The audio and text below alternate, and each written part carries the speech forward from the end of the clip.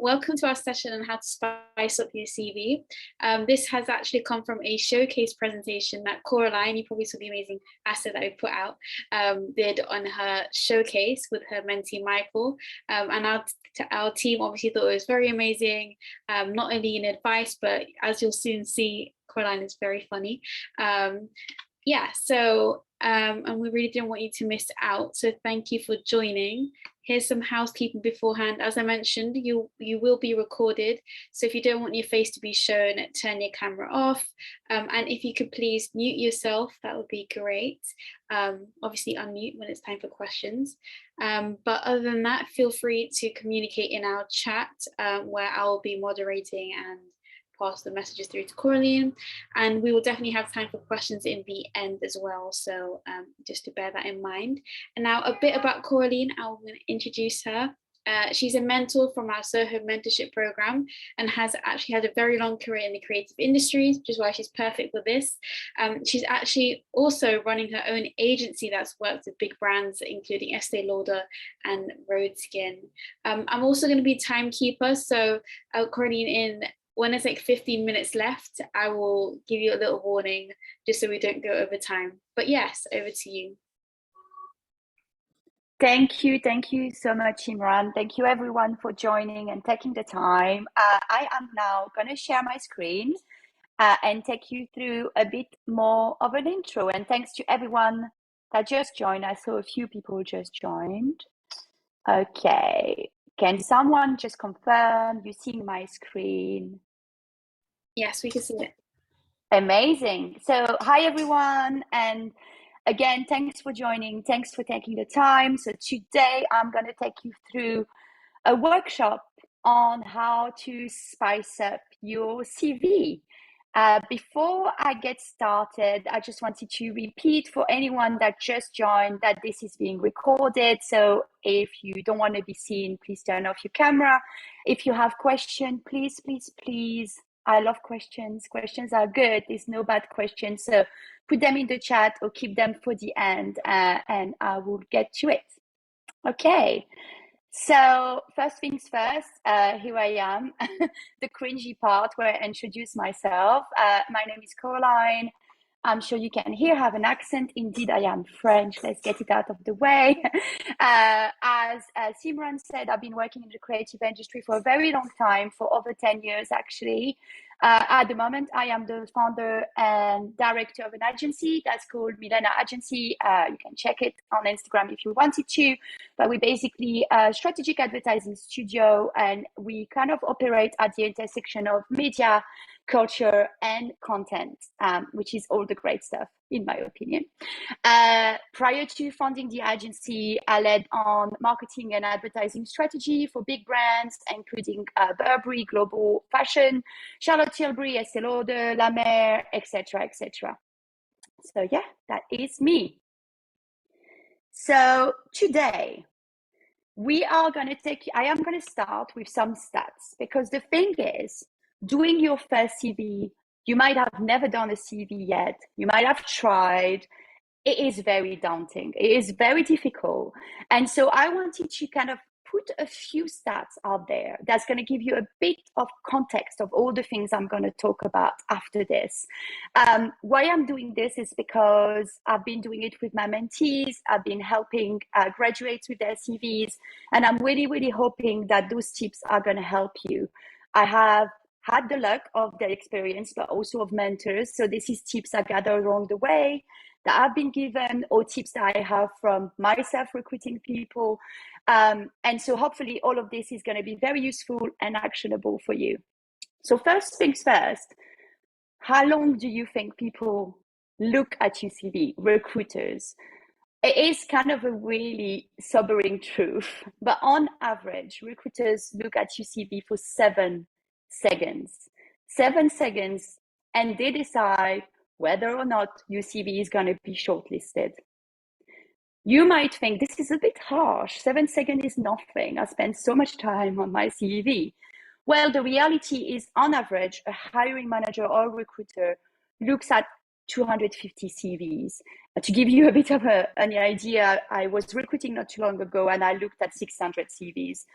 it is a lot of CVs to go through. So recruiters look at them very quick to make their first opinion. And with this in mind, 72% of recruiters will not pass the first page of your CV.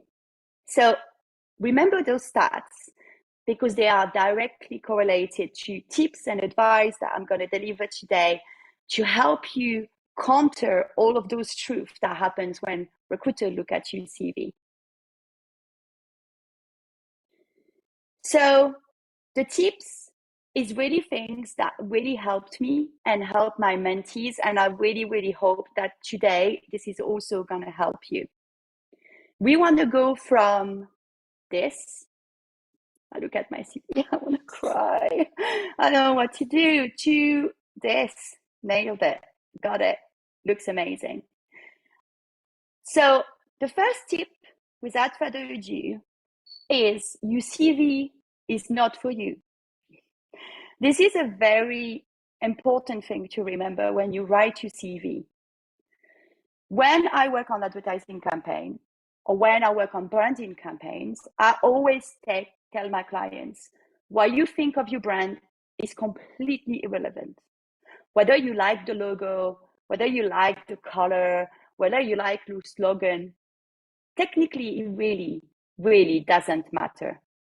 What matters is that your consumers, the receiving ends, get it. What matters is what they think of it. The truth is the same for your CV. What you think of your CV doesn't matter as much as you think.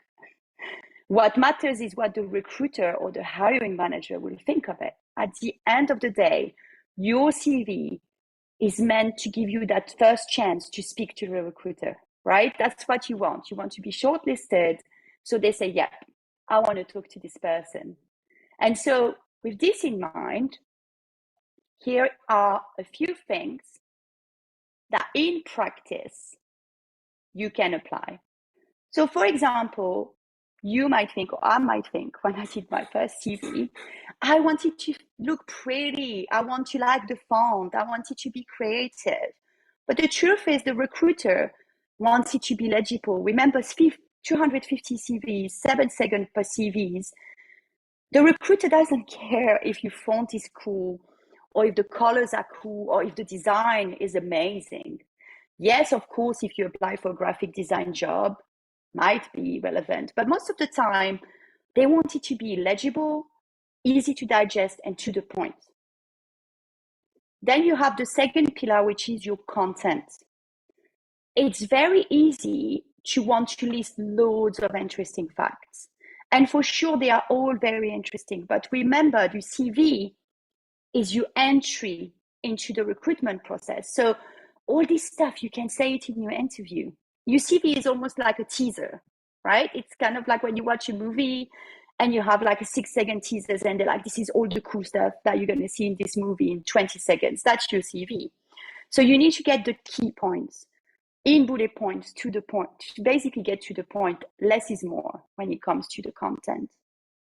And with this in mind, the length, remember 72% of recruiter or hiring manager will not look past the first page. So the very important stuff, the stuff that you really want them to see, should be at the beginning of your CV. And finally, the add-on. I read so many CVs and there are so many extracurricular stuff on there. So yes, of course, if you want to work as, I don't know, I'm recruiting at the moment for a creative director. And if on the side you're filming movies or something that's relevant to the job, that's cool. But sometimes there is a long list of extracurricular. Again, think of it, this is not for me, this is for the recruiter. So do they care? Is it relevant? It might be the coolest thing on the planet. If it's not relevant, keep it for the interviews where they can ask you, oh, I want to know more about you. What do you do on your free time? You can say all this stuff. But for your CV, keep it relevant to the job you're applying to. Okay. Now for tip number 2.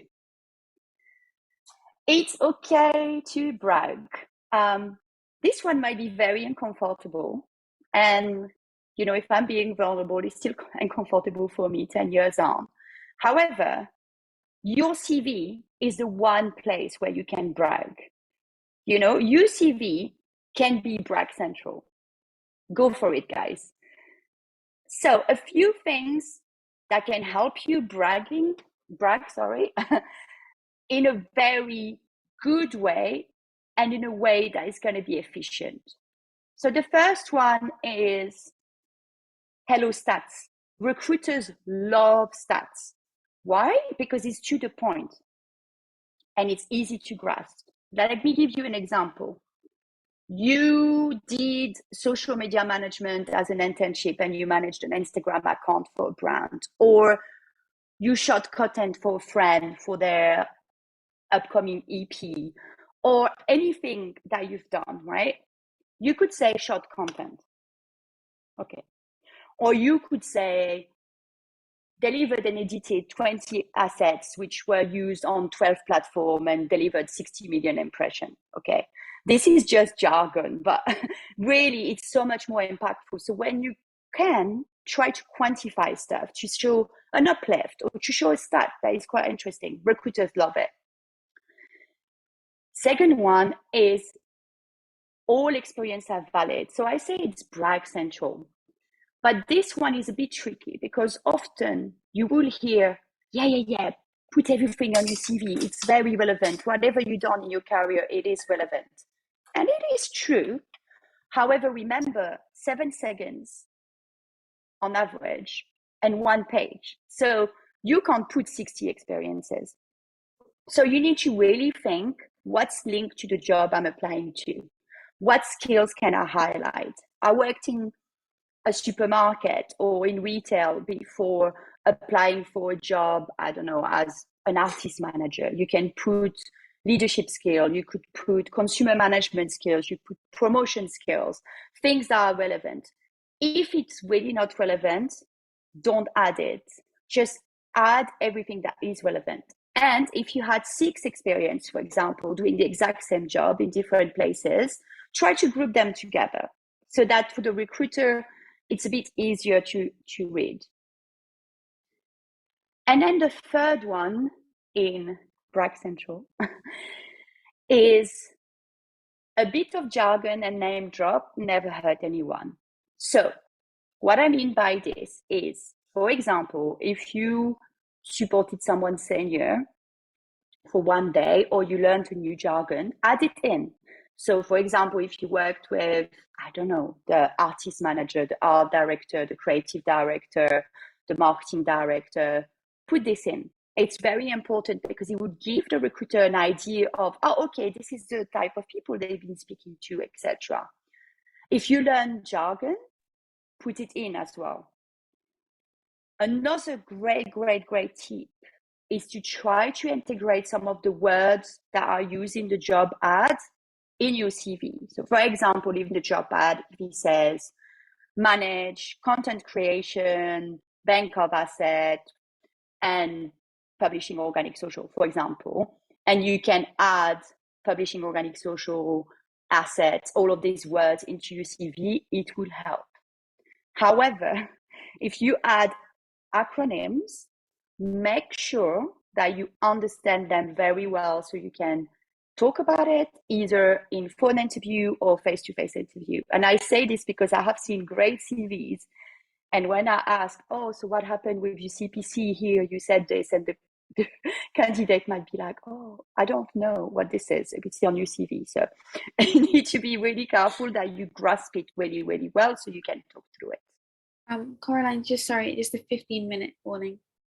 Thank you. Okay, and we're going to go to the third one, the third tip. 1 page. So I started, for those of you that joined a bit later, I started by saying that 72% of hiring manager and recruiter do not read past the first page. So unless you have 10 years experience and you are actually the OG of everything, try to keep your CV to 1 page. And I realize this is very, very hard, but if you have more pages, remember that most recruiters will not read it. So it is a bit of a waste and a shame. I think we have one question from Zico. Yeah. Hi, Zico. Hi, y'all. Can you hear me? Yeah, very well. Brilliant. With the one-page situation, is that including the back page as well? Because on my CV, I have like my important part, and then like to describe me as a person instead of just another person. And at the back, I have my educational history and stuff like that. Everything. So just one page is on everything. Okay. If you wanted to say more about you, you can read a cover letter. The risk is if in your second page you have something very important, no one is going to, they might not see it. So I think that's why I'm saying try to keep it to one page, because imagine if in your second page you have this super important, really relevant education, your recruiter might not see this, and it's such a shame. Okay, thank you. My pleasure. Okay, so tip number 4, make contact easy. So Googling you or looking for information is not the hiring manager job. So you need to make their life as easy as possible. That's your job. And so basically, remember that professional links go a long way. So here I added a few stats, so you know that it's not just me, it's an actual thing. So 76% is the number of CVs that are rejected because of an unprofessional email address. This is such a shame. So it's quite easy to create a professional email address. Most of the time, first name dot last name at gmail.com is perfect. If it doesn't exist, obviously you can put 1 or 2, something like this, but coolstorybro.com or stuff like this, no, it's a big no-no. It is not great, I agree, but it is a fact. And so you can put a lot of chances more into your side by having a professional email address. A second one is 73% of recruiters will look at your LinkedIn profile after looking at your CV. So remember, they take 7 seconds and they decide, yep, nope, I'm going to spend time on this person. So let's say you've nailed it and they're like, yeah, interesting profile. They're probably going to look on LinkedIn. And so for this, make sure your profile is up to date. You can ask for recommendation on LinkedIn. You can ask your old managers, or if you have a mentor, ask your mentor. Or if you even have, like a colleague or a friend. When I was a university student, I got some of my uni mates to give me a recommendation to say that I was amazing. And when we led a project, I was really dependable, etc., etc. You can get great recommendation and it makes a big difference. And then finally, on your CV, add hyperlinks so it's easy to find you. Last but not least, no pictures on CV. You don't need to do this. Actually, a lot of recruiters, 98%, will take you less seriously. The consensus here is really simple. Don't mix personal and professional. During the interviews, the recruiter is going to want to know you. They're going to ask more about who you are, but no pictures or personal social handle unless it's relevant. So if you apply to be a model or if you apply because you're an influencer, that's different. But unless it's relevant, I will leave it out of your CV. Okay, last but not least, tip number 5, spice it up. Okay, we get into it. So yes, it could go really wrong. Let me show you what I mean by spicing it up. So let me show you this. This is a CV I've worked on with one of my mentees. As you can see at the top here, you have a great professional summary where he's explaining that he's an innovative record producer, all of this stuff, and then he lists a lot of skills. The thing is, this is very vanilla for a recruiter, right? It's a bit like hundreds of CV like this. Great record producer, innovative, groundbreaking photographer. You get this all the time. There is not that much substance. However, if you add few tips I gave you along the way, for example, skill and interest, keep the stuff that is relevant. I don't need to know every single skills if it's not relevant to the job. Music production, we changed it to innovative music producer with my latest EP, Curated, achieving over 1 million streams on Spotify. I don't know about you, but if I read this and I read this, I'm like, wow. The thing is, everything was already there. He already had achieved 1 million streams. It just wasn't in the CV. The same for the one below, right? Where we just did quantity again, 25 countries, 20,000 people, a bit of brag central and name drop, all the guys he worked with, and hyperlink to make it easy for the recruiter. Portfolio, boom, I click, it's there. Thank you very much. Again, here it's showing you how bullet points can be short and concise, which was in my first tip. As you can see, each bullet point is maximum 2 lines, which makes it easy to skim read for the recruiter and go through. So, to recap, 1, your CV is not for you. You make it for the recruiter, make it in a way that is like, how do I make this the simplest, most concise, easy to process, impressive one-pager ever. 2, it's okay to brag. This is the time to brag. List your achievement, add stats, add acronym, name drop if you can. This is your entry. This is your 5-minute elevator pitch. Imagine if you meet your dream boss and you have 20 seconds between floor 2 and 3 to convince them. That's what your CV basically should be, which is a big challenge, but hopefully some of those tips help. 1 page, as we said, no one is going to read the second one, to be very honest, so keep it 1 page. And then make it easy to be contacted. I can't tell you how many times, and this is a real story, I saw a CV, I'm like, it's great. And then I can't find the email. And then I try to like Google, and I'm like, no, I don't, it's horrible, but you just don't have time as a recruiter. And so you want to make it easy. And finally, the last one at the bottom in red, because it's very, very, very important. Always you submit your CV as a PDF with your first and last name as file name. I'll tell you why. If I share my desktop, which I'm not going to do because you probably have a heart attack, I think I have about 200 CVs right now on my desktop because I'm recruiting at the moment. And I have so many that I call CV. It's so hard if I think, oh my God, I just saw Zico's CV and it's called CV. It's really hard. So make it, again, it's about making it easy. If it's a PDF, it's going to open easily. You don't have to open a software. If it's your first and last name, it makes it easy for the recruiter to find you. So it is all about making their life the easiest you can. Here we go. Hopefully I'm on time, Simran, you can tell me. But thank you so much for your time and for listening. And I will open to questions. You're on time. Thank you so much. Yeah, so if anyone has any questions, you could either pop it in the chat or raise a hand and I'll pass it over. I'll leave some time for some questions to come in. I'm actually nice, guys. You can actually ask questions.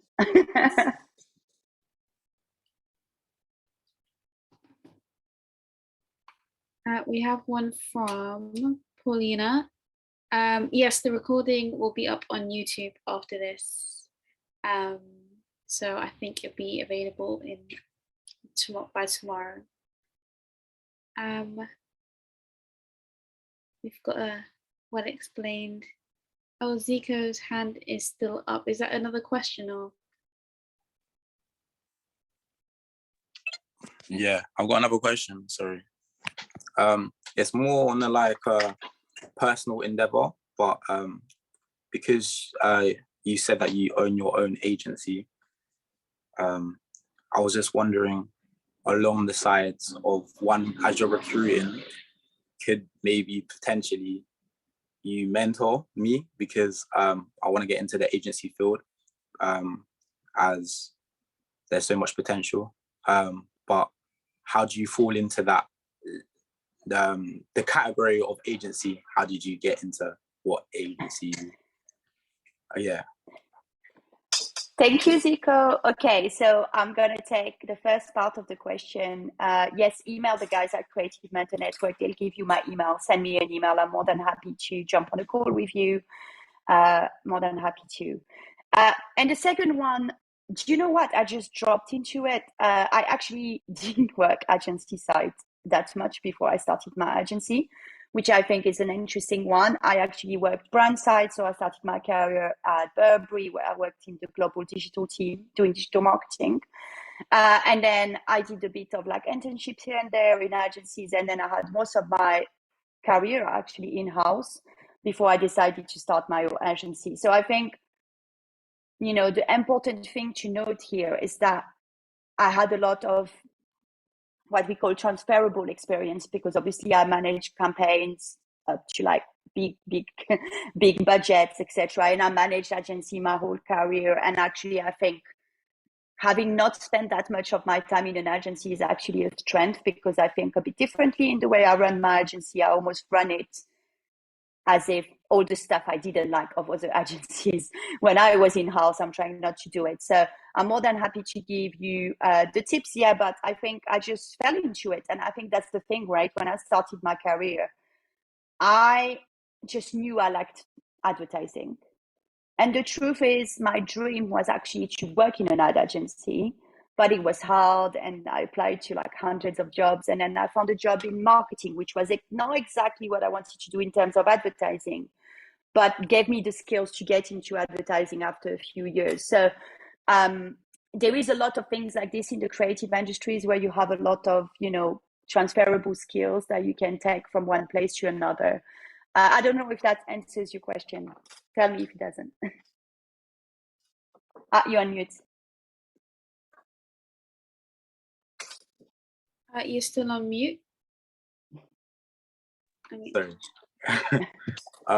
Yeah, it's perfect. It's only because I want to learn the marketing side, but I'm not sure if it's better to go into the industry or generate some money and then employ someone who's better than you, but have a contract where they won't leave you for such and such. Because that's basically what an agency is. It's like a middleman to connect both sides of the table.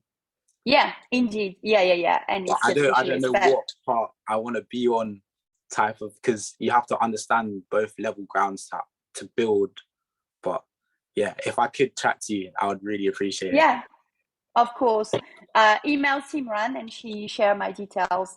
Also to bear in mind, a good thing to do, which I've done before I started my career at Burberry, I did a couple of internships. And so I did one internship in a brand and one internship in agency, which allowed me to see what other people were doing. So I could see, oh, that's what a planner is doing, or that's what an art director is doing, or that's what a digital manager is doing, and kind of like realizing, oh, I really like that stuff. That stuff I thought I like it, but I don't like it as much. So I think be open to try different things, because like you said, agencies are very broad. There is a billion of different agencies. So yeah, email Simran and we can follow up on that. Brilliant. Thank you so much. My pleasure. 2 other questions. One from Anusha, who says, do you think it's a good idea to include little icons or graphics on a CV? I think if your graphics are bringing something, so, you know, if it's an icon and I can click on it or I can do something with it, yes, otherwise probably not. Because the truth is, I mean, most recruiters nowadays don't really print CVs because we just do everything, you know, online and our computer. So unless you work in an extremely big company, like I worked at Estée Lauder, sometimes the hiring manager will print some stuff for me, but most of the time they would just send it over email. So to respond to your question, Anushka, I think it is a good idea. Again, what is it bringing to the recruiter? Like, is this icon helping the recruiter in some way? If it is so visually they can understand, oh, this is where the email is because there's a little inbox, why not? Yes. And I can click on it, why not? If it's just because you think it's going to look pretty, then I would say probably a waste of your one page space. Thank you. We have one from Pauline who says, what do you think about colorful graphics and background in your CV?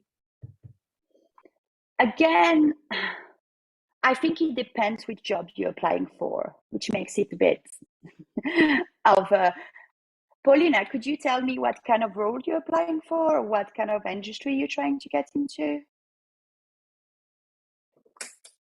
Filmmaking, maybe, yeah, because it's quite a creative industry. Just remember again that they might be looking at so many CVs. So, you know, sometimes, actually, I read the CV yesterday and it was really pretty, but it was all red, like bright red. And the whole thing was bright red. And so when I opened it, I was like, oh, this is a lot. So I think you need to think, is it actually bringing something? If it's pulling through like an experience or like very you as a person, but again, as long as it's very legible, easy to read and easy to digest, then I would say why not, but it needs to be very legible, and sometimes colors can make it harder for the recruiter to read. So as long as it's legible, I would say why not. Amazing, thank you. I think that's all the questions coming in. But before I end this, I just want to let everyone know that we have a jobs board on our website, creativementornetwork.org/jobs board. And on there we have entry-level roles and mid-level roles, all perfect for anyone looking to jump into the creative industry. So they're all organizations that have the intention of hiring people who are looking to make the first move in the industry. So please do check that out. And as Coraline mentioned, if you want to get in touch with anyone, my email is in the chat, simran@creativementornetwork.org. Sorry for this police siren, but yeah, thank you everyone. Hope everyone has a good evening, and this should be up on YouTube tomorrow or the day after. Bye. Thank you, everyone.